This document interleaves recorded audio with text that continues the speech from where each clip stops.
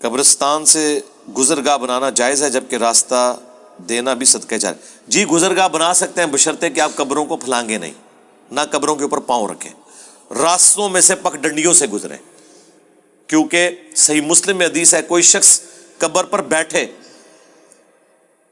یہ اس سے بہتر ہے کہ وہ شخص آگ کے انگاروں پر بیٹھے اور اس کا جسم کھال اور کپڑے جل جائیں، وہ کم عذاب ہے. اس سے بڑا عذاب اس شخص کے لیے جو کسی مسلمان کی قبر کے اوپر پاؤں رکھتا ہے یا بیٹھتا ہے. تو قبرستان سے گزرتے ہوئے خیال رکھیں کہ جہاں راستہ ہو وہاں سے گزریں، قبروں کو پھلانگ کے یا اس کے اوپر پاؤں رکھ کے نہیں گزر سکتے. اکثر سنتے ہیں کہ رزق عورت کے نصیب کا ہوتا ہے اور اولاد مرد کے قسمت کی ہوتی ہے. اور سنتے ہیں کیا وہ قرآن حدیث ہے یار. قسمت وہی ہے جو اللہ نے آپ کے لیے مقدر کی ہے. سورہ شورا میں ہے اللہ جسے چاہتا ہے بیٹے دیتا ہے، جسے چاہتا ہے بیٹیاں دیتا ہے، جسے چاہتا ہے دونوں دیتا ہے، جسے چاہتا ہے بے اولاد رکھتا ہے. یار نبی علیہ السلام کی ساری بیویاں بے اولاد ہیں سوائے سیدہ ختیجہ کے، یا ایک ماریہ قبطیہ سے ابراہیم پیدا ہوئے، باقی ساری بیویاں بے اولاد ہیں. کیا ان عورتوں کی خواہش نہیں تھی کہ ان کی اولادیں ہوتی؟ حالانکہ حضور کی وفات کے بعد انہوں نے اتنے سال زندگی بغیر خاوند کے گزارنی تھی.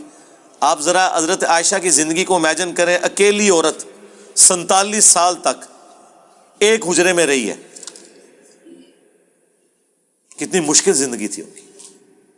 اگر یہ ٹائٹل ملا ہے نا کہ امت کی ماں ہے تو قربانی بھی دیکھیں پھر کس لیول کی ہے.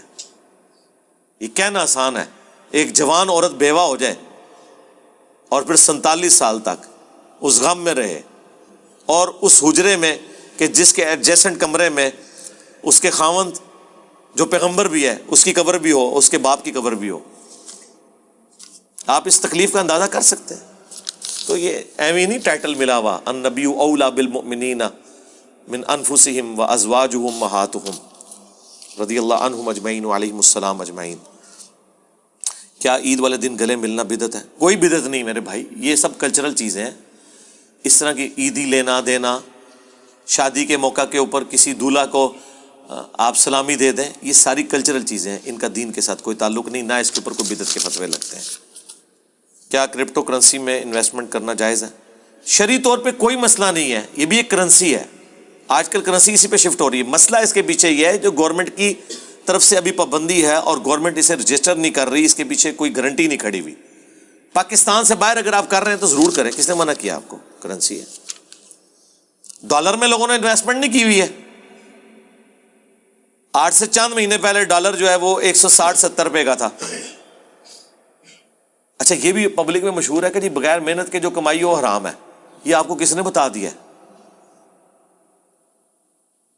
میری شادی کے وقت میرا خیال ہے بمشکل 10-15 ہزار روپے تولہ سونا تھا، آج 1,30,40 پہ پہنچا ہوا ہے. گھر بیٹھے ہوئے سونے کی اتنی قیمت چڑھ گئی تو میں کہوں گا وہ حرام ہو گیا؟